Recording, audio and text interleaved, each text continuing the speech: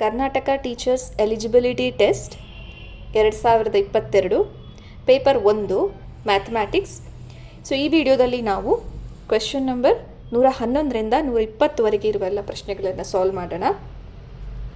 111ನೇದು, the smallest natural number to be multiplied with 675 to make it a perfect cube is 3, 7, 2, 5. So ಇಲ್ಲಿ ನಾವು perfect cube ಬಗ್ಗೆ ಮೊದಲು ತಿಳ್ಕೊಳ್ಳೋಣ, ಆಮೇಲೆ ಸಮ್ಮನ್ನು ಅಪ್ರೋಚ್ ಮಾಡೋಣ. ಸೊ ಪರ್ಫೆಕ್ಟ್ ಕ್ಯೂಬ್ ಅಂದಾಗ ನಮಗೆ ನೆನಪಾಗೋ ನಂಬರ್ 3 ಟೈಮ್ಸ್ ಅಂತ ಬರ್ಕೊಳ್ಳೋಣ. 3 ಟೈಮ್ಸ್. ಸೊ ಯಾವ್ಯಾವುದು ನಂಬರ್ಸ್ ಪರ್ಫೆಕ್ಟ್ ಕ್ಯೂಬ್ ಆಗುತ್ತೆ ಅಂದರೆ 8 ಅನ್ನೋದು ಪರ್ಫೆಕ್ಟ್ ಕ್ಯೂಬ್ ಆಗುತ್ತೆ. ಯಾಕೆ ಅಂತ ಹೇಳಿದರೆ, ನಾವು 3 ಟೈಮ್ಸ್ ಒಂದು ನಂಬರನ್ನು ಮಲ್ಟಿಪ್ಲೈ ಮಾಡಿದರೆ, ಸೇಮ್ ನಂಬರ್ ಮಲ್ಟಿಪ್ಲೈ ಮಾಡಿದರೆ ನಮಗೆ 8 ಬರುತ್ತೆ. So 2 into 2 into 2, 2 2s are 4, 4 2s are 8. So ಹಾಗಾಗಿ 8 ಅನ್ನೋದು ಪರ್ಫೆಕ್ಟ್ ಕ್ಯೂಬ್ ಆಗುತ್ತೆ. ಈಗ ನೆಕ್ಸ್ಟು 27 ಪರ್ಫೆಕ್ಟ್ ಕ್ಯೂಬ್ ಆಗುತ್ತೆ. ಯಾಕೆ ಅಂತ ಹೇಳಿದ್ರೆ, ಸೇಮ್ ನಂಬರ್ನ 3 ಟೈಮ್ಸ್ ಮಲ್ಟಿಪ್ಲೈ ಮಾಡಿದಾಗ ನಮಗೆ 27 ಬರುತ್ತೆ. So 3 into 3 into 3. So 3 3s are 9, 9 3s are 27. So ಇದು ಬಿಟ್ಟು ಬೇರೆ ನ್ಯಾಚುರಲ್ ನಂಬರ್ಸ್ ಪರ್ಫೆಕ್ಟ್ ಕ್ಯೂಬ್ ಆಗೋದಿಲ್ಲ. ಉಳಿದ ನೆಕ್ಸ್ಟ್ 64 ಆಗುತ್ತೆ, ಅಥವಾ 125. ಸೊ ಈ ಥರ ಕೆಲವು ಪರ್ಫೆಕ್ಟ್ ಕ್ಯೂಬ್ಸ್ ಮಾತ್ರ ಇರುತ್ತೆ. ಎಲ್ಲ ನಂಬರ್ಸು ಪರ್ಫೆಕ್ಟ್ ಕ್ಯೂಬ್ ಆಗೋಕ್ಕಾಗಲ್ಲ. ಸೊ ಇದನ್ನು ನೋಡಿ, 4 ಇಂಟು 4 ಇಂಟು 4 ಬರಿಬೋದು. ಇದನ್ನು 5 ಇಂಟು 5 ಇಂಟು 5 ಬರಿಬೋದು. ಆದರೆ 130 ಪರ್ಫೆಕ್ಟ್ ಕ್ಯೂಬ್ ಅಲ್ಲ, ಅಥವಾ 60 ಪರ್ಫೆಕ್ಟ್ ಕ್ಯೂಬ್ ಅಲ್ಲ, ಅಥವಾ 25 ಕೂಡ ಪರ್ಫೆಕ್ಟ್ ಕ್ಯೂಬ್ ಅಲ್ಲ. ಸೊ ಕೆಲವು ನಂಬರ್ಸ್ ಮಾತ್ರ ಇಲ್ಲಿ ಪರ್ಫೆಕ್ಟ್ ಕ್ಯೂಬ್ ಇರುತ್ತೆ. ಸೊ ಇಲ್ಲಿ 675 ಕೊಟ್ಟಿದ್ದಾರೆ. 675 ಅನ್ನೋದು ಪರ್ಫೆಕ್ಟ್ ಕ್ಯೂಬ್ ಅಲ್ಲ. ಯಾಕಂತಂದರೆ ಇದಕ್ಕೆ 3 ಟೈಮ್ಸ್ ಯಾವ ನಂಬರ್ ಮಲ್ಟಿಪ್ಲೈ ಮಾಡಿದರೆ ನಮಗೆ 675 ಬರೋದಿಲ್ಲ. ಬಟ್ ಅವ್ರು ಹೇಳ್ತಾ ಇದ್ದಾರೆ ನಾವು ಇದನ್ನು ಪರ್ಫೆಕ್ಟ್ ಕ್ಯೂಬ್ ಮಾಡಬೇಕು. ಸೊ ಪರ್ಫೆಕ್ಟ್ ಕ್ಯೂಬ್ ಮಾಡಬೇಕಂದ್ರೆ ಯಾವ ನಂಬರ್ ಜೊತೆ ಇದನ್ನು ಮಲ್ಟಿಪ್ಲೈ ಮಾಡಬೇಕು. ಸೊ ಯಾವುದೋ ಒಂದು ನಂಬರ್ ಜೊತೆ ಇದನ್ನು ಮಲ್ಟಿಪ್ಲೈ ಮಾಡಿಕೊಂಡ್ರೆ ನಮಗೆ ಪರ್ಫೆಕ್ಟ್ ಕ್ಯೂಬ್ ಸಿಗುತ್ತೆ. ಸೊ ಯಾವ ನಂಬರ್ ಜೊತೆ ನಾವು ಮಲ್ಟಿಪ್ಲೈ ಮಾಡ್ಕೋಬೇಕು. ಸೊ ಇದು ಪರ್ಫೆಕ್ಟ್ ಕ್ಯೂಬ್ ಅಲ್ಲ. ಆ್ಯಕ್ಚುಲಿ 675 ಪರ್ಫೆಕ್ಟ್ ಕ್ಯೂಬೇ ಅಲ್ಲ. ಸೊ ಯಾವುದ್ರ ಜೊತೆ ಮಲ್ಟಿಪ್ಲೈ ಮಾಡಿದರೆ ಇದು ಸೇಮ್ 3 ನಂಬರ್ಸ್ ಅಂದರೆ ಪರ್ಫೆಕ್ಟ್ ಕ್ಯೂಬ್ ಆಗುತ್ತೆ ಅಂತಂದರೆ 3 ಆಗುತ್ತಾ, 3 ಜೊತೆ ಮಲ್ಟಿಪ್ಲೈ ಮಾಡ್ಕೊಳ್ಬೇಕಾ, 7 ಜೊತೆನಾ, 2 ಜೊತೆ, 5 ಜೊತೆ, ಯಾವ ಜೊತೆ ಮಲ್ಟಿಪ್ಲೈ ಮಾಡಬೇಕು ಅಂತ ಈ ಕ್ವೆಶನಲ್ಲಿ ನಾವು ಫೈಂಡ್ ಔಟ್ ಮಾಡಬೇಕು. ಸೊ ಅದಕ್ಕೆ ನಾವು ಎಲ್ಲ ಟ್ರಯಲ್ ಆ್ಯಂಡ್ ಎರರ್ ಮಾಡಿದ್ರೆ ಸ್ವಲ್ಪ ಟೈಮ್ ಕನ್ಸ್ಯೂಮ್ ಆಗುತ್ತೆ. ಸೊ ಅದರ ಬದಲು ನಾವು ಫ್ಯಾಕ್ಟರ್ ಮೆಥಡನ್ನ ಬಳಸೋಣ. ಅಂದರೆ ಈಗ 8ಅನ್ನು ನಾವು ಡಿವೈಡ್ ಮಾಡ್ಬೋದು ನೋಡಿ. 2 4s are 8, ಮತ್ತು 2 2s are 4, ಮತ್ತು 2 1s are 2. ಸೊ ಈ ಥರ ಫ್ಯಾಕ್ಟರ್ಸ್ ಮಾಡಿದ್ರೆ ನಮಗೆ ಹೀಗೆ ಬರಿಕೊಳ್ಬೋದು, 8 is equal to 2 into 2 into 2. So ಈ ಪ್ರೊಸೀಜರನ್ನು ನಾವು ಬಳಸಿ ಈ ಥರ ಯಾವ ಸೇಮ್ ನಂಬರ್ ಇದೆ ಅಂತ ಕಂಡುಹಿಡಿಯೋಣ. ಸೊ ಇಲ್ಲಿ 675ಅನ್ನು ಸ್ಮಾಲ್ ನಂಬರಿಂದ ಫಸ್ಟು ಶುರು ಮಾಡ್ಕೊಳ್ಳೋಣ. ಯಾವ ನಂಬರಿಂದ ಇದು ಡಿವೈಡ್ ಆಗುತ್ತೆ? 2ಇಂದ ಅಂತೂ ಡಿವೈಡ್ ಆಗಲ್ಲ, ಯಾಕಂದರೆ 5 ಎಂಡ್ ಆಗೋದ್ರಿಂದ ಇದು 2ಇಂದ ಆಗೋದಿಲ್ಲ. ನೆಕ್ಸ್ಟ್ 3ಇಂದ ಆಗುತ್ತಾ ಚೆಕ್ ಮಾಡೋಣ. 3ಇಂದ ಆಗುತ್ತಾ ಅಂತ ಚೆಕ್ ಮಾಡೋಕ್ಕೆ ಪ್ರೊಸೀಜರ್ ಏನಂದರೆ 6 + 7 + 5 3 ನಂಬರ್ನ ಆ್ಯಡ್ ಮಾಡ್ಕೋಬೇಕು. ಸೊ 6 + 7 13 ಆಗುತ್ತೆ, 13 + 5 18. ಸೊ 18 ಅನ್ನೋದು 3ಇಂದ ಹೋಗೋದ್ರಿಂದ ಈ ನಂಬರ್ ಕೂಡ 3ಇಂದ ಡಿವೈಡ್ ಆಗುತ್ತೆ. ಸೊ ಇದನ್ನು ಬರ್ಕೊಳ್ಳೋಣ. 3 2s are 6, 3 2s are 6, 3 5s are. So next ಇದನ್ನು ಮತ್ತೆ 3ಇಂದ ಹೋಗುತ್ತಾ ಚೆಕ್ ಮಾಡೋಣ. 2 + 2 4, 4 + 5 9. ಸೊ ಈ ನಂಬರ್ ಕೂಡ 3ಇಂದ ಡಿವೈಡ್ ಆಗುತ್ತೆ. So 3 7s are 21, 355. So 7 + 5 12. So 12 3ಇಂದ ಡಿವೈಡ್ ಆಗುತ್ತೆ. ಸೊ 75 ಕೂಡ ಡಿವೈಡ್ ಆಗುತ್ತೆ. ಸೊ ಅದನ್ನು ನಾವು 3 2s are 6, 3 5s are 15 ಅಂತ ಬರೆಯೋಣ. ಸೊ ನೆಕ್ಸ್ಟು 25 ಅಂದರೆ 2 + 5 7 ಆಗುತ್ತೆ. ಸೊ 7 3ಇಂದ ಹೋಗೋದಿಲ್ಲ. ಸೊ ಹಾಗಾಗಿ 25 ಕೂಡ ಹೋಗೋದಿಲ್ಲ. ಸೊ ಇದಕ್ಕೆ ನೆಕ್ಸ್ಟ್ ನಂಬರ್ ಅಂದರೆ 5 ಬರೋದು. So 5 5s are 25, 5 1s are 5. So 675ನ ನಾವು ಫ್ಯಾಕ್ಟರ್ಸ್ ಬರಿಬೇಕಾದ್ರೆ ಇದ್ರದ್ದು 3 into 3 into 3 into 5 into 5. So ಇಲ್ಲಿ ನೋಡಿ ಆಲ್ರೆಡಿ 3ನ 3 ಟೈಮ್ಸ್ ಇದೆ. 5 ಕೂಡ ಎಷ್ಟು ಟೈಮ್ ಬಂದರೆ ಇದು ಪರ್ಫೆಕ್ಟ್ ಕ್ಯೂಬ್ ಆಗಬಹುದು ಅಂತ ಇಲ್ಲೇ ನಾವು ಅನಲೈಸ್ ಮಾಡ್ಬೋದು. ಬಟ್ ಇನ್ನೊಂದು ಸ್ಟೆಪ್ ನೋಡ್ಕೊಳ್ಳೋಣ. 675 ಜೊತೆ ಯಾವ ನಂಬರ್ ಮಲ್ಟಿಪ್ಲೈ ಮಾಡಿದರೆ ಇದು ಪರ್ಫೆಕ್ಟ್ ಕ್ಯೂಬ್ ಆಗುತ್ತೆ ಅಂತ ಅಲ್ವಾ. ಸೊ ಈಗ ಇದರಲ್ಲಿ ನಮಗೆ 3 ಟೈಮ್ಸ್ ಸೇಮ್ ನಂಬರ್ ಇರಬೇಕು. ಸೊ ಇಲ್ಲಿ ಮತ್ತು ಇಲ್ಲಿ ಸೇಮ್ ನಂಬರ್ ಇರಬೇಕು, ನಮಗೆ ಸೇಮ್ ನಂಬರ್ ಇರಬೇಕು. ಸೊ 3 ಟೈಮ್ಸ್ ಇರಬೇಕು, ಅವಾಗ ಅದು ಪರ್ಫೆಕ್ಟ್ ಕ್ಯೂಬ್ ಆಗುವಂಥದ್ದು. ಸೊ ಇಲ್ಲಿ ಅಬ್ಸರ್ವ್ ಮಾಡಿದ್ರೆ 15 ರಿಪೀಟ್ ಆಗುತ್ತೆ ನೋಡಿ. 3 5s 15, 3 5s 15 ಆಲ್ರೆಡಿ 2 ಸರ್ತಿ ರಿಪೀಟ್ ಆಗೋಗಿದೆ ಅಲ್ವಾ. ಬೇರೆ ಮಾಡೋಕ್ಕಲ್ಲ. 3 3s 9, 3 5s 15. ಸೊ ಬೇರೆ ನಂಬರ್ಸ್ ಜೊತೆ ನೀವು ಮಲ್ಟಿಪ್ಲೈ ಮಾಡಿಕೊಂಡ್ರೆ ನಿಮಗೆ ಬರೋದಿಲ್ಲ. ಬಟ್ ಇಲ್ಲಿ 3 5s 15, 3 5s 15 ಇದೆ. ಸೊ ಒಂದು 3 ಆಲ್ರೆಡಿ ಇದೆ ಇಲ್ಲಿ. ಸೊ ಹಾಗಾದರೆ ನಾವು ಯಾವ ನಂಬರ್ನ ಇಲ್ಲಿ ಮಲ್ಟಿಪ್ಲೈ ಮಾಡಿಕೊಂಡ್ರೆ ಇಲ್ಲೂ ಕೂಡ ನಮಗೆ 15 ಬರುತ್ತೆ ಅಂದರೆ ಅದು 5 ಆಗುತ್ತೆ. ಸೊ 5 ಜೊತೆ ನಾವಿಲ್ಲಿ ಮಲ್ಟಿಪ್ಲೈ ಮಾಡ್ಕೊಳ್ಬೇಕು. ಸೊ ನಾವಿಲ್ಲಿ 5 ಜೊತೆ ಮಲ್ಟಿಪ್ಲೈ ಮಾಡಿದ್ರೆ ರೈಟ್ ಸೈಡಲ್ಲಿ ಮಲ್ಟಿಪ್ಲೈ ಮಾಡಿದ್ರೆ ಲೆಫ್ಟ್ ಸೈಡಲ್ಲೂ ಅದೇ ನಂಬರಿಂದ ಮಲ್ಟಿಪ್ಲೈ ಮಾಡಬೇಕು. ಯಾಕಂದರೆ ನಾವಿಲ್ಲಿ ಬ್ಯಾಲೆನ್ಸ್ ಮಾಡಬೇಕಾಗತ್ತೆ. ಸೊ ನಾವಿಲ್ಲಿ 5 ಎಕ್ಸ್ಟ್ರಾ ಹಾಕೋದ್ರಿಂದ ಇಲ್ಲೂ 5 ಎಕ್ಸ್ಟ್ರಾ ಹಾಕಿದ್ರೆ ಇದು ಈಕ್ವಲ್ಸ್ ಬ್ಯಾಲೆನ್ಸ್ ಆಗುತ್ತೆ.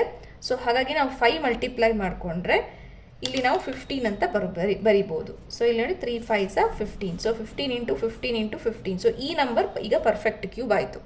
ಸೊ ಇದನ್ನು ಹಾಗಾದರೆ ಯಾವ ನಂಬರ್ ನಾವು ಮಲ್ಟಿಪ್ಲೈ ಮಾಡಿದ್ವಿ ಪರ್ಫೆಕ್ಟ್ ಕ್ಯೂಬ್ ಆಗಲಿಕ್ಕೆ? 5. So option 4 correct.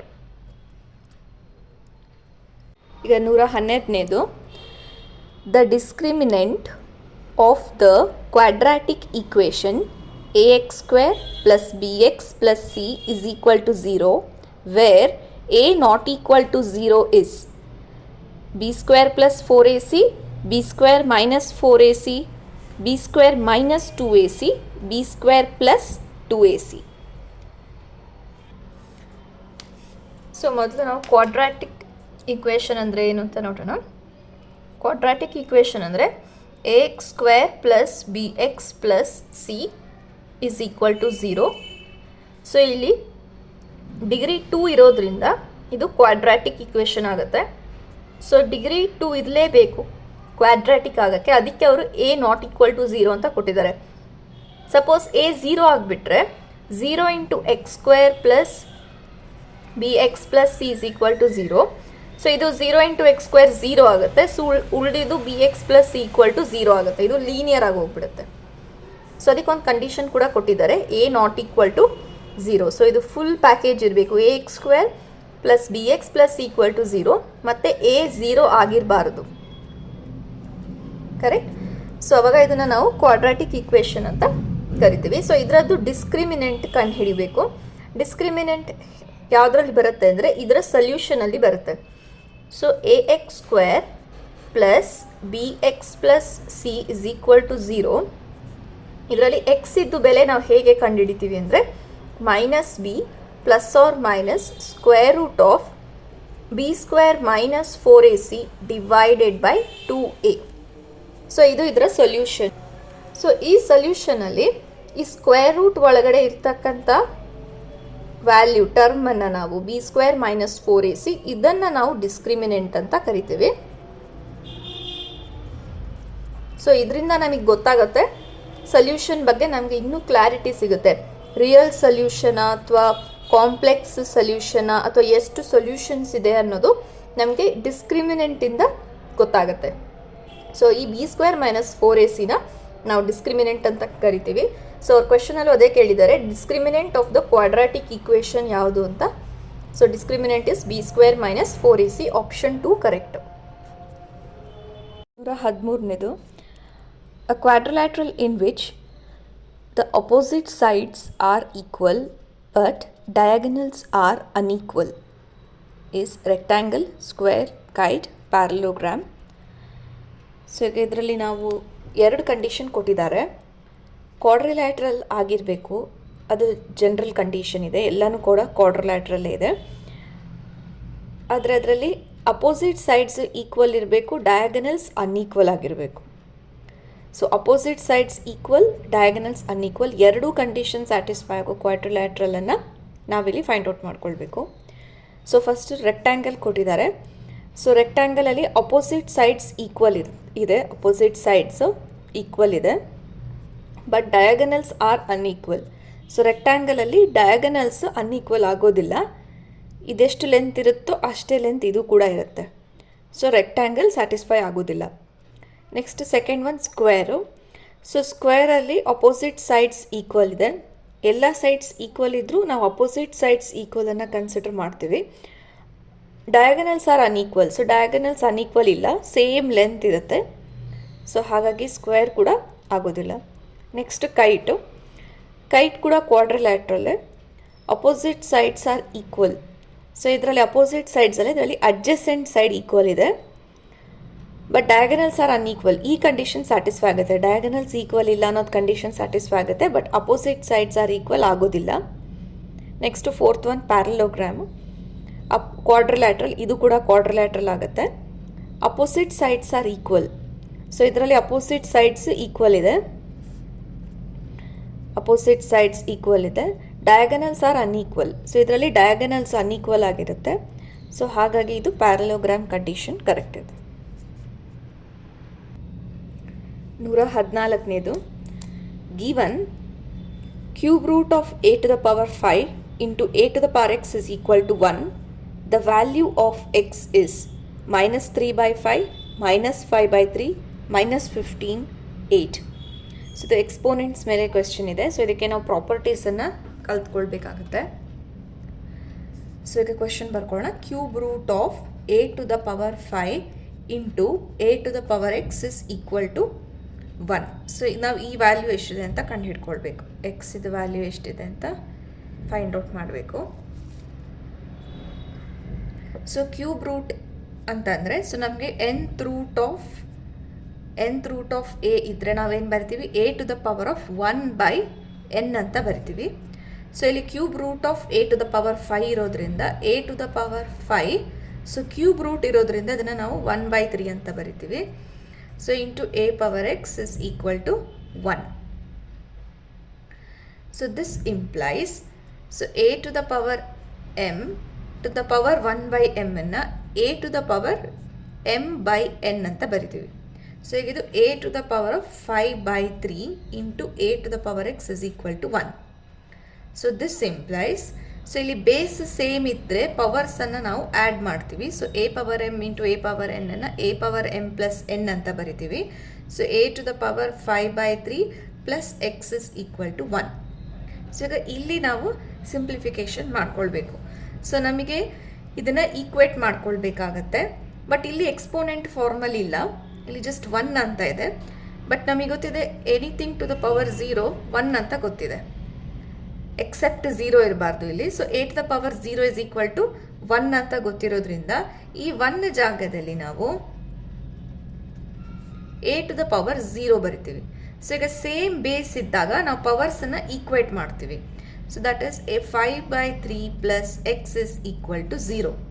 So this implies x is equal to minus 5 by 3. So the correct answer ಬಂತು ಎರಡನೇದು. 115ನೇ question. The curved surface area of a right circular cylinder of height 7 cm is 220 cm square. The diameter of the base of the cylinder is, use pi is equal to 22 by 7. Options 10 cm, 5 cm, 14 cm, 7 square.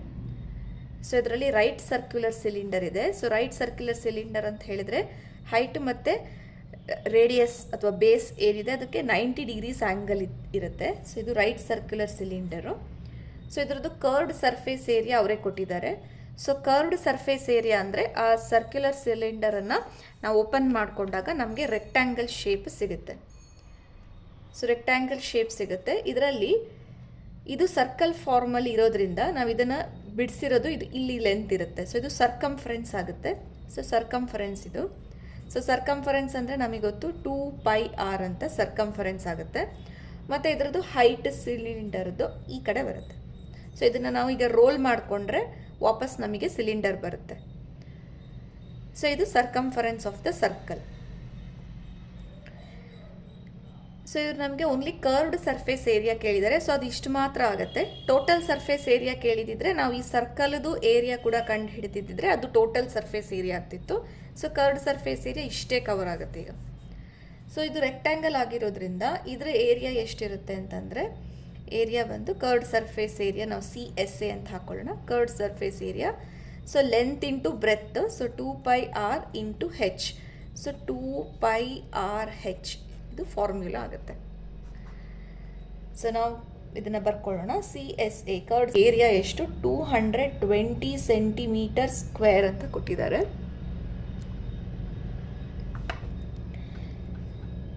So height ಕೂಡ ಕೊಟ್ಟಿದ್ದಾರೆ 7 centimetres. So ನಾವೀಗ ಡಯಾಮೀಟರನ್ನು ಕಂಡು ಹಿಡ್ಕೊಳ್ಬೇಕು. So direct ಫಾರ್ಮುಲಾದಲ್ಲಿ diameter ಇಲ್ಲ, radius ಕಂಡು ಹಿಡಿದು ಡಯಾಮೀಟರ್ನ ಕಂಡು ಹಿಡಿಯೋಣ. So curved surface area 2πrH ಆಗುತ್ತೆ. ಸೊ ಅದರಲ್ಲಿ 220 is equal to 2 into, so ಅವರು 22/7 ಮೆನ್ಷನ್ ಮಾಡಿರೋದ್ರಿಂದ ಅದನ್ನೇ ಬರ್ಕೊಳ್ಳೋಣ, into radius into 7. So this implies, so 22 1s 22 10s ಆಗುತ್ತೆ, ಮತ್ತು 2 1s 2 5s ಆಗುತ್ತೆ. ಸೊ 5 ಇಸ್ ಈಕ್ವಲ್ ಟು 7/7 1 ಆಗುತ್ತೆ. So radius is equal to 5 centimetres ಆಯಿತು. ಸೊ ರೇಡಿಯಸ್ಸು 5 ಸೆಂಟಿಮೀಟರ್ಸ್ ಆಗುತ್ತೆ. ಸೊ ಡಯಾಮೀಟರ್ ಯಾವತ್ತೊಂದು ರೇಡಿಯಸ್ ಇದ್ದು ಡಬಲ್ ಇರೋದ್ರಿಂದ 2 into 5 which is equal to 10 centimetres. So the correct option ಬಂದು ಫಸ್ಟ್ 10 ಸೆಂಟಿಮೀಟರ್ಸ್. 116ನೇದು, the sum of 2/3, 3/7 and 1/3 are 10/7, 6/13, 20/7, 20/21. So ಇದರಲ್ಲಿ 3 ಫ್ರ್ಯಾಕ್ಷನ್ಸನ್ನು ಕೊಟ್ಟಿದ್ದಾರೆ. 2/3, 3/7, 1/3. So ನಾವು ಇದನ್ನು ಸಮ್ ಅಂತ ಹೇಳಿದರೆ ಇದನ್ನು ಆ್ಯಡ್ ಮಾಡ್ಕೋಬೇಕು. ಸೊ ಎಷ್ಟು ಬರುತ್ತೆ ಅಂತ ಕಂಡು ಹಿಡಿಬೇಕು ಸಮ್ಮನ್ನು. ಆದರೆ ಇದರಲ್ಲಿ ಫ್ರ್ಯಾಕ್ಷನ್ಸಲ್ಲಿ ನಮಗೆ ಒಂದು ಲೈಕ್ ಫ್ರ್ಯಾಕ್ಷನ್ಸ್ ಅಂತ ಗೊತ್ತಿದೆ. ಲೈಕ್ ಫ್ರ್ಯಾಕ್ಷನ್ಸ್ ಅಂತಂದರೆ ಸೊ ಡಿನಾಮಿನೇಟರ್ ಸೇಮ್ ಇರಬೇಕು. ಸೊ ಇದೆರಡು ಡಿನಾಮಿನೇಟರ್ ಸೇಮ್ ಇದ್ದರೆ ಇದನ್ನು ನಾವು ಲೈಕ್ ಫ್ರ್ಯಾಕ್ಷನ್ಸ್ ಅಂತ ಕರಿತೀವಿ. ಡಿನಾಮಿನೇಟರ್ ಬೇರೆ ಇದ್ದರೆ ಆ ಫ್ರ್ಯಾಕ್ಷನ್ಸನ್ನು ಅನ್ಲೈಕ್ ಫ್ರ್ಯಾಕ್ಷನ್ಸ್ ಅಂತ ಕರಿತೀವಿ. ಸೊ ಫಸ್ಟು ನಾವು ಲೈಕ್ ಫ್ರ್ಯಾಕ್ಷನ್ಸ್ನ ಸಿಂಪ್ಲಿಫೈ ಮಾಡ್ಕೊಳ್ಳೋಣ. ಎಲ್ಲ LCM ತಗೊಳ್ಳೋ ಬದಲು ಇದನ್ನು ಫಸ್ಟು ಸಿಂಪ್ಲಿಫೈ ಮಾಡ್ಕೊಳ್ಳೋಣ. So 2/3 plus 1/3. ಸೊ ಇದರದ್ದು ಡಿನಾಮಿನೇಟರ್ 3 ಇರುತ್ತೆ. So 2 + 1 3, 3/3 plus 3/7.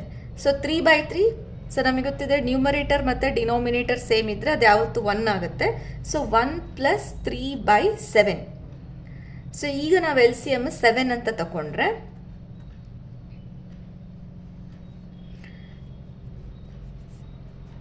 LCM 7 ತಗೊಂಡ್ರೆ 7 + 3. So 7 + 3 10, 10/7. So the correct option first one. 117ನೇದು, the point which lies on X axis among the following is 1,6, -3,2, 0,5, 3,0. ಬೇಕು ಎಕ್ಸ್ ಆಕ್ಸಿಸಲ್ಲಿರೋ ಪಾಯಿಂಟ್ ಯಾವುದು ಅಂತ.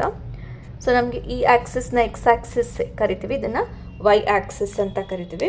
ಸೊ ಇದ್ರ ಮೇಲಿರೋ ಪಾಯಿಂಟ್ಸನ್ನು ಜನರಲ್ ಆಗಿ ಹೇಗೆ ಬರಿತೀವಿ ಅಂದರೆ, ಸೊ ಜನರಲ್ ಆಗಿ ಎಕ್ಸ್ ಆಕ್ಸಿಸ್ ಮೇಲೆ ಇರೋ ಪಾಯಿಂಟಲ್ಲಿ ಸೊ ಇದು ಎಕ್ಸ್ ಪಾರ್ಟ್ ವೈ ಪಾರ್ಟ್ ಇರುತ್ತೆ. ಸೊ ಎಕ್ಸ್ ಆಕ್ಸಿಸ್ ಮೇಲೆ ಇರೋ ಪಾಯಿಂಟಿನ ವೈ ಪಾರ್ಟ್ 0 ಇರುತ್ತೆ. ಸೊ ಇದು ಏನು ಬೇಕಾದರೂ ಆಗಿರ್ಬೋದು ಎ. ಸೊ ಈಗ ಈ ಕಡೆ ಬಂದರೆ ಇದು ನೆಗೆಟಿವ್ ಎಕ್ಸ್ ಆಗಿರೋದ್ರಿಂದ, ನೆಗೆಟಿವ್ ಎಕ್ಸ್ ಆಕ್ಸಿಸ್ ಆಗಿರೋದ್ರಿಂದ ಇಲ್ಲಿ ನಾವು -a,0 ಅಂತ ಕರಿತೀವಿ. ಸೊ ಯಾವುದೇ ಪಾಯಿಂಟ್ ಇದರಲ್ಲಿ ಇಷ್ಟು billions and trillions infinite points ಇರುತ್ತೆ. ಸೊ ಎಲ್ಲ ಪಾಯಿಂಟಿದ್ದು ಅಡ್ರೆಸ್ ಅಥವಾ ಲೊಕೇಶನ್ ಏನಿರುತ್ತೆ ಅದರಲ್ಲಿ a,0 ಇರುತ್ತೆ ಅಥವಾ ಒಂದು -a,0 ಇರುತ್ತೆ. ಸೊ ಈಗ ವೈ ಆ್ಯಕ್ಸಿಸಲ್ಲಿ ಇದು ಪಾಸಿಟಿವ್ ವೈ ಆ್ಯಕ್ಸಿಸ್ ಆಗಿರೋದ್ರಿಂದ ಸೊ ಇದರಲ್ಲಿ ನೀವು ಯಾವುದೇ ಪಾಯಿಂಟ್ ತೊಗೊಂಡ್ರೆ ಅದರ ಲೊಕೇಶನ್ ಅಥವಾ ಅದರ ಅಡ್ರೆಸ್ ಬರೆಯುವಾಗ ಅದರ ಎಕ್ಸ್ ಪಾರ್ಟ್ 0 ಇರುತ್ತೆ. ಸೊ ಇದನ್ನು ನಾವು ಬಿ ಅಂತ ಅಥವಾ ಎನಿ ಲೆಟರ್ ತೊಗೊಳ್ಬೋದು. So 0,b. ಸೊ ಅದೇ ನೆಗೆಟಿವ್ ವೈ ಆ್ಯಕ್ಸಿಸ್ ತಗೊಂಡಾಗ ಸೊ ಅದರಲ್ಲಿರ್ತಕ್ಕಂಥ ಎಲ್ಲ ಪಾಯಿಂಟ್ಸನ್ನು ನಾವು 0, -b ಅಂತ ಹೇಳ್ತೀವಿ. ಸೊ ಈಗ ಇದರಲ್ಲಿ ನಾವು ಚೆಕ್ ಮಾಡೋಗಿದ್ರೆ ಸೊ 1, 6 ಈ ಪಾಯಿಂಟ್ ಎಕ್ಸ್ ಆ್ಯಕ್ಸಿಸಲ್ಲೂ ಇರಲ್ಲ, ವೈ ಆ್ಯಕ್ಸಿಸಲ್ಲೂ ಇರೋದಿಲ್ಲ. -3, 2 ಕೂಡ ಇರೋದಿಲ್ಲ. ಸೊ 0, 5 ಆದರೆ ಅದು ವೈ ಆ್ಯಕ್ಸಿಸ್ ಮೇಲೆ ಇರೋವಂಥದ್ದು, ಬಟ್ ಅವ್ರು ಸ್ಪೆಸಿಫಿಕ್ ಆಗಿ ಎಕ್ಸ್ ಆ್ಯಕ್ಸಿಸ್ ಮೇಲೆ ಮೆನ್ಷನ್ ಮಾಡಿದ್ದಾರೆ. ಸೊ 3, 0 ಆಗುತ್ತೆ ನೋಡಿ, 3, 0. ಸೊ ಈ ಪಾಯಿಂಟ್ ಏನಿದೆ, ಈ ಪಾಯಿಂಟು ಎಕ್ಸ್ ಆ್ಯಕ್ಸಿಸ್ ಮೇಲೇ ಇರುತ್ತೆ. So 3, 0 is a point. Is a point on x-axis. So correct option ಬಂದು 4. ಸೊ 118ನೇದು, according to psychologists, the process of child's thinking in relation with learning mathematics at elementary level are listening and writing, behavior and obedient, ability and perception and representation. So elementary ಲೆವೆಲಲ್ಲಿ ಅಂತ ಹೇಳಿದರೆ formal ಎಜುಕೇಷನಿನ beginning stage ಏನಿರುತ್ತೆ, ಆ beginning ಸ್ಟೇಜಲ್ಲಿ ಮಕ್ಕಳು ಮ್ಯಾಥಮ್ಯಾಟಿಕ್ಸನ್ನು ಕಲಿಯುವಾಗ ಅವರ ಆಲೋಚನೆ, ಅವರ ಯೋಚನೆ ಯಾವ ಥರ ಅವರು ಅದನ್ನು ಪ್ರೊಸೆಸ್ ಮಾಡ್ತಾರೆ. ಲಿಸನಿಂಗ್ ಆ್ಯಂಡ್ ರೈಟಿಂಗ್ ಬರೆಯುವಂಥದ್ದು, ಇದರಲ್ಲಿ ಅವರ ಮ್ಯಾಥಮ್ಯಾಟಿಕ್ಸಿನ ನಾಲೆಡ್ಜ್ ಡೆವಲಪ್ ಆಗಲಿಕ್ಕೆ ಸಾಧ್ಯ ಇಲ್ಲ. Behaviour and obedient, so behaviour ಮತ್ತು ಅವರ ಒಬೀಡಿಯಂಟಿಂದ ಅವರ ಮ್ಯಾಥಮ್ಯಾಟಿಕ್ಸ್ ಹೇಗೆ ಅವರು ಅರ್ಥ ಮಾಡ್ಕೊಳ್ತಾ ಇದ್ದಾರೆ ಅನ್ನೋದು ಕೂಡ ನಾವು ಆ ಪ್ರಾಸೆಸ್ಸನ್ನು ಹೇಳೋಕ್ಕಾಗೋದಿಲ್ಲ. The ability and perception, so perception ಆಗುತ್ತೆ, ಯಾಕಂದರೆ ಪರ್ಸೆಪ್ಷನಲ್ಲಿ ಅವ್ರು ಯಾವ ಥರ ಗ್ರಹಿಸ್ಕೊಳ್ತಾರೆ, ಅವರ ಗ್ರಹಿಕೆ ಶಕ್ತಿ ಮತ್ತು ಅವರಿಗೆ ಯಾವ ಥರ ಅವರು ಹೇಳಿದ ವಿಷಯವನ್ನು ಮನಸ್ಸಿನಲ್ಲಿ ಗ್ರಹಿಸ್ಕೊಳ್ತಾರೆ, ಅರ್ಥ ಮಾಡ್ಕೊಳ್ತಾರೆ, ಇದು ಆಗುತ್ತೆ. ಆದರೆ ಅಬಿಲಿಟಿ ಆಗೋದಿಲ್ಲ. Perception and representation, so perception ಆ ಶಕ್ತಿ ಇರಲೇಬೇಕು ಅವರಲ್ಲಿ, ರೆಪ್ರೆಸೆಂಟೇಷನ್ ಕೂಡ ಇರಬೇಕು. ಯಾವ ಥರ ಅವರಿಗೆ ಮಕ್ಕಳಿಗೆ ಆ ಮ್ಯಾಥಮ್ಯಾಟಿಕ್ಸ್ ಸಬ್ಜೆಕ್ಟ್ ರೆಪ್ರೆಸೆಂಟ್ ಆಗುತ್ತೆ, ಯಾವ ಥರ ಅವರಿಗೆ ಸ್ಟೆಪ್ ಬೈ ಸ್ಟೆಪ್ ಅರ್ಥ ಆಗುತ್ತೆ, ಸೊ ಇದೆಲ್ಲ ಕೂಡ ಮ್ಯಾಟರ್ ಆಗುತ್ತೆ. ಸೊ ಇದರಲ್ಲಿ ಪರ್ಸೆಪ್ಷನ್ ಮತ್ತು ರೆಪ್ರೆಸೆಂಟೇಷನ್ ಅನ್ನೋದೇನಿದೆ ಇದು ಕರೆಕ್ಟಾದ answer. 119ನೇದು, 2, 4, 6, 8, 10 and 16 are even numbers. If we add any two even numbers, we find 2 plus 4 is equal to 6 is even number, 6 plus 4 is equal to 10 is even number. In the same way, 8 plus 16 is equal to 24 is even number. So by studying numerous, student conclude that two even number when added, the sum would be even. The mathematical logic behind this process is synthetic logic, inductive logic, analytical logic, deductive logic. So ಈಗ ಇದರಲ್ಲಿ ಈ ಪ್ರೋಸೆಸ್ನ ಏನಂತ ಕರೀತಾರೆ ಅಂತ ಕಂಡುಹಿಡಿಬೇಕು. Inductive logic, synthetic logic, analytical logic, deductive logic. So ಈಗ ಇದರಲ್ಲಿ first ನಾವು ಸುಮಾರು ಎಕ್ಸ್ಪೆರಿಮೆಂಟ್ಸ್ ಆಗಿ ನಂತರ ನಾವೊಂದು ಕನ್ಕ್ಲೂಷನಿಗೆ ಬಂದಿದ್ದೀವಿ. ಸೊ ಒಂದು ಎಕ್ಸ್ಪೆರಿಮೆಂಟು 2 + 4 is equal to 6 ಅಂತ, ಇನ್ನೊಂದು 6 + 4 is equal to 10, 8 + 16 is equal to 24. So ಎರಡು ಈವನ್ ಆ್ಯಡ್ ಮಾಡಿದಾಗ 6 ಅಂತ ಬಂತು, ಅದು ಕೂಡ ಈವನ್ ಅಂತ ಪ್ರೂವ್ ಆಯಿತು. 6 + 4, ಸೊ ಎರಡು ಈವನ್ ನಂಬರ್ಸ್ ಆ್ಯಡ್ ಮಾಡಿದಾಗ 10 ಕೂಡ ಈವನ್ ಅಂತ ಪ್ರೂವ್ ಆಯಿತು. ಸೊ 8 + 16 ಎರಡು ಈವನ್ ನಂಬರ್ ಆ್ಯಡ್ ಮಾಡಿದಾಗ 24 ಕೂಡ ಈವನ್ ಬಂದಿದೆ ಅಂತ ಪ್ರೂವ್ ಆಯಿತು. ಸೊ ಇಷ್ಟೆಲ್ಲ ಎಕ್ಸ್ಪೆರಿಮೆಂಟ್ಸ್ ಆದಮೇಲೆ ಕಡೆಯದಾಗಿ ಏನಂತ ಕನ್ಕ್ಲೂಷನ್ ಮಾಡಿದ್ರು ಅಂದರೆ, ಎರಡು ಈವನ್ ನಂಬರ್ಸನ್ನು ಆ್ಯಡ್ ಮಾಡಿದರೆ ನಮಗೆ ಈವನ್ ನಂಬರೇ ಬರೋದು ಅಂತ. ಸೊ ಈ ಥರ ಸುಮಾರು ಟೆಸ್ಟನ್ನು ಮಾಡಿ ಓವರಾಲ್ ಕನ್ಕ್ಲೂಷನ್ ಬಂದರೆ ಇಂಥ ಒಂದು ಪ್ರೊಸೀಜರ್ನ ನಾವು ಇಂಡಕ್ಟಿವ್ ಲಾಜಿಕ್ ಅಂತ ಕರಿತೀವಿ, ಅಥವಾ ಇಂಡಕ್ಟಿವ್ ಮೆಥಡ್ ಅಂತ ಕೂಡ ಕರಿತೀವಿ. ಸೊ ಈ ಒಂದು ಸ್ಟೇಟ್ಮೆಂಟನ್ನು ನಾವು ಇಂಡಕ್ಟಿವ್ ಲಾಜಿಕ್ ಅಂತ ಕರಿತೀವಿ. ಸೊ ಅದೇ ಡಿಡಕ್ಟಿವ್ ಲಾಜಿಕ್ ಆದರೆ ಇದ್ರದ್ದು ಅಪೋಸಿಟ್ ಆಗುತ್ತೆ. ಸೊ ಫಸ್ಟೇ ನಮಗೆ ಸ್ಟೇಟ್ಮೆಂಟನ್ನು ಕೊಡ್ತಾರೆ, ನಾವು ಒಂದೊಂದು ಪ್ರೂವ್ ಮಾಡ್ತಾ ಹೋಗಬೇಕು. ಬಟ್ ಇಂಡಕ್ಟಿವ್ ಲಾಜಿಕಲ್ಲಿ ಪ್ರತಿಯೊಂದನ್ನು ಪ್ರೂವ್ ಮಾಡಿ ನಂತರ ನಾವು ಕನ್ಕ್ಲೂಷನ್ಗೆ ಬರಬೇಕು. ಸೊ ಇದನ್ನು ನಾವು ಸ್ಪೆಸಿಫಿಕ್ ಟು ಜನರಲ್ ಅಂತ ಕರಿತೀವಿ. ಸೊ ಇದನ್ನು ನಾವು ಸ್ಪೆಸಿಫಿಕ್ ಒಂದೊಂದಾಗಿ ಸ್ಪೆಸಿಫಿಕ್ ನೋಡೋದು, ಕಡೆಯದಾಗಿ ನಾವೊಂದು ಕನ್ಕ್ಲೂಷನಿಗೆ ಬರೋದು. ಇದು ಜನರಲೈಸ್ ಮಾಡ್ತಕ್ಕಂಥದ್ದು. ಸೊ ಓವರಾಲ್ ಒಂದು ಕನ್ಕ್ಲೂಷನನ್ನು ತಗೊಂಡು ಬರ್ತಕ್ಕಂಥದ್ದು. ಈ ಥರ ಒಂದು ಮೆಥಡ್ ಇದೆ, ಇದನ್ನು ನಾವು ಇಂಡಕ್ಟಿವ್ ಲಾಜಿಕ್ ಅಂತ ಕರಿತೀವಿ. So correct answer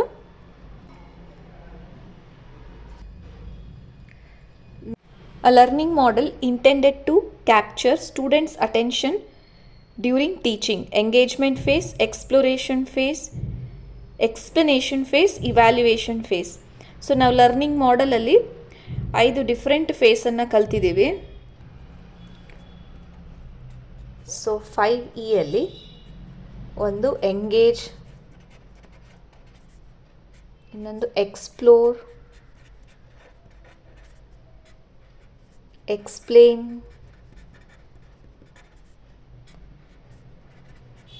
elaborate, evaluate. So ಈ ಮೊದಲನೇ ಫೇಸಲ್ಲಿ, ಎಂಗೇಜ್ಮೆಂಟ್ ಫೇಸಲ್ಲಿ, ಇದರಲ್ಲಿ ನಾವು ಮಕ್ಕಳ ಧ್ಯಾನವನ್ನು ಕೇಂದ್ರೀಕರಿಸುವಂಥದ್ದು, ಯಾವುದಾದ್ರೂ ಆ್ಯಕ್ಟಿವಿಟೀಸ್ ಅನ್ನು ಮಾಡಿಸುವಂಥದ್ದು, ಪಝಲ್ಸನ್ನು ಕೊಡಿಸ್ತಕ್ಕಂಥದ್ದು, ಅಥವಾ ಅವರಿಗೆ ಪ್ರೀವಿಯಸ್ ಏನು ಅವ್ರು ಕಲ್ತಿದ್ದಾರೆ ಆ ನಾಲೆಡ್ಜನ್ನು ಮತ್ತೆ ಅವರಲ್ಲಿ ಪ್ರಶ್ನೆಗಳನ್ನು ಕೇಳಿ ಅವರನ್ನು ಅಟೆನ್ಷನನ್ನು ನಾವು ಇಟ್ಕೊಳ್ಳುವಂಥದ್ದು, ಇದು ಎಂಗೇಜ್ಮೆಂಟ್ ಫೇಸ್ ಆಗುತ್ತೆ. ಸೊ ಎಕ್ಸ್ಪ್ಲೋರೇಷನ್ ಫೇಸಲ್ಲಿ ಮಕ್ಕಳಿಗೆ ವಿಷಯವನ್ನು ತಿಳ್ಕೊಳ್ಳಿಕ್ಕೆ ಅವಕಾಶವನ್ನು ಕೊಡುವಂಥದ್ದು, ಅಥವಾ ಪ್ಲ್ಯಾನ್ ಮಾಡ್ತಕ್ಕಂಥದ್ದು, ಅಥವಾ ಮಕ್ಕಳಿಗೆ ಸಮಯವನ್ನು ಕೊಡುವಂಥದ್ದು ಇನ್ವೆಸ್ಟಿಗೇಟ್ ಮಾಡಲಿಕ್ಕೆ. ಸೊ ಇದು ಇನ್ವೆಸ್ಟಿಗೇಟ್ ಮಾಡಲಿಕ್ಕೆ ಫೇಸ್ ಇರುವಂಥದ್ದನ್ನು ನಾವು ಎಕ್ಸ್ಪ್ಲೋರೇಷನ್ ಫೇಸ್ ಅಂತ ಕೂಡ ಕರಿತೀವಿ. ಎಕ್ಸ್ಪ್ಲನೇಷನ್ ಸ್ಟೇಜಲ್ಲಿ ನಮಗೆ ಇರ್ತಕ್ಕಂಥ ಇನ್ಫಾರ್ಮೇಷನನ್ನು ನಾವು ಅದರ ಡೀಟೇಲ್ಸ್ ಕೂಡ ನಾವು ಸ್ಟಡಿ ಮಾಡ್ತೀವಿ, ಮತ್ತು ವಿಷಯದ ಸಂಪೂರ್ಣ ಅನಾಲಿಸಿಸ್ ಕೂಡ ಮಾಡ್ತೀವಿ. ನೆಕ್ಸ್ಟ್ ಎಲಾಬರೇಟ್ ಸ್ಟೇಜಲ್ಲಿ ಇನ್ನೂ ಕಾನ್ಸೆಪ್ಟನ್ನು ಹೆಚ್ಚು ಸಾಲಿಡಿಫೈ ಮಾಡ್ಕೊಳ್ಳೋಕ್ಕೆ, ಇನ್ನೂ ಅದರ ವಿಷಯವನ್ನು ಸಂಪೂರ್ಣವಾಗಿ ಅರ್ಥ ಮಾಡ್ಕೊಳ್ಳಿಕ್ಕೆ, ಮತ್ತು ಸ್ಮರಣ ಶಕ್ತಿಯು ಕೂಡ ಹೆಚ್ಚು ಮಾಡ್ಕೊಳ್ಳಿಕ್ಕೆ, ಮತ್ತು ಇನ್ನೂ ಆಸಕ್ತಿಯನ್ನು ಹೆಚ್ಚು ಮಾಡ್ಕೊಳ್ಳಿಕ್ಕೆ ವಿಷಯವನ್ನು ಎಕ್ಸ್ಟೆನ್ಷನ್ ಕೂಡ ಮಾಡ್ತೀವಿ. ಸೊ ಈ ಸ್ಟೇಜನ್ನು ನಾವು ಎಲಾಬ್ರೇಟ್ ಅಂತ ಕೂಡ ಕರಿತೀವಿ. ಲಾಸ್ಟ್ ಇವ್ಯಾಲ್ಯುವೇಟ್ ಸ್ಟೇಜಲ್ಲಿ ನಾವು ಟೂಲ್ಸನ್ನು ಬಳಸಿ ನಾವು ಎಷ್ಟು ಅರ್ಥ ಮಾಡ್ಕೊಂಡಿದ್ದೇವೆ, ವಿಷಯದ ಲರ್ನಿಂಗ್ ಹೇಗಾಗಿದೆ ಅನ್ನೋದನ್ನು ತಿಳ್ಕೊಳ್ಳಿಕ್ಕೆ ಇವ್ಯಾಲ್ಯುಯೇಷನ್ ಸ್ಟೇಜನ್ನು ನಾವು ಬಳಸ್ತೀವಿ. ಕೆಲವು ಸ್ಕೋರಿಂಗ್ ಟೂಲ್ಸನ್ನು ಕೂಡ ಬಳಸಿ ನಾವು ನಮ್ಮ ವಿಷಯ ಎಷ್ಟು ಮಟ್ಟಿಗೆ ನಮಗೆ ಅರ್ಥ ಆಗಿದೆ ಅಂತ ನಾವು ಇವ್ಯಾಲ್ಯುಯೇಷನ್ ಸ್ಟೇಜಲ್ಲಿ ಅರ್ಥ ಮಾಡ್ಕೊಳ್ತೀವಿ. ಕ್ವೆಶ್ಚನಿಂಗ್ ಆಗಿರ್ಬೋದು, ಅಥವಾ ಕ್ವಿಝ್ ಆಗಿರ್ಬೋದು, ಅಥವಾ ಡಿಸ್ಕಷನ್ ಆಗಿರ್ಬೋದು. ಸೊ ಈ ಥರ ಒಂದು ಸ್ಟೇಜಲ್ಲಿ ನಾವು ಲರ್ನಿಂಗನ್ನು ಮಾಡ್ತೀವಿ. ಸೊ ಅವ್ರು ಕೇಳಿರೋ ಪ್ರಶ್ನೆ ಬಂದು ಸ್ಟೂಡೆಂಟ್ಸ್ ಅಟೆನ್ಷನ್ ಅನ್ನೋದು. ಸ್ಟೂಡೆಂಟ್ಸ್ ಅಟೆನ್ಷನನ್ನು ತಿಳ್ಕೊಳ್ತಕ್ಕಂತಹ ಫೇಸ್ ಅಂದರೆ engage phase. So correct answer ಮೊದಲನೇದು ಎಂಗೇಜ್ಮೆಂಟ್ ಫೇಸ್.